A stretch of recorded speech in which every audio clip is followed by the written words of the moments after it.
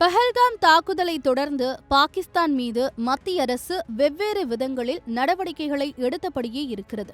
India Pakistan இடையிலான சிந்து நதிநீர் ஒப்பந்தத்தை மத்திய அரசு நிறுத்தி வைத்ததாக இருக்கட்டும், பாகிஸ்தானுடனான அரசியல் ரீதியான உறவை முறித்துக் கொண்டதாக இருக்கட்டும், இந்திய வாழ் பாகிஸ்தானியர்கள் வெளியேற வேண்டும் என்ற உத்தரவாக இருக்கட்டும், இந்தியாவின் அதிரடி தொடர்ந்து கொண்டுதான் இருக்கிறது.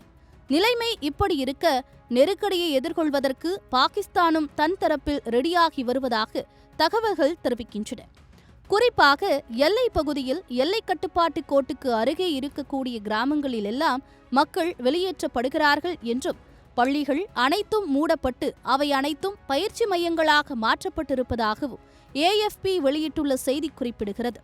11 வயதுக்கு மேற்பட்ட குழந்தைகளுக்கு எப்படி தீயணைப்பு கருவிகளை பயன்படுத்துவது, முதலுதவி செய்வது என்பன உள்ளிட்ட பயிற்சிகள் வழங்கப்படுவதாக தெரிவிக்கப்படுகிறது. பாகிஸ்தானின் சுற்றுலா தலங்கள் அனைத்தும் தற்போது ஆள் அரவமற்று காணப்படுவதோடு அங்கிருக்கும் தங்கும் விடுதிகள் அனைத்தும் காலி செய்யப்பட்டு கடைகள் அனைத்தும் மூடப்பட்டிருப்பதாக சொல்லப்படுகிறது.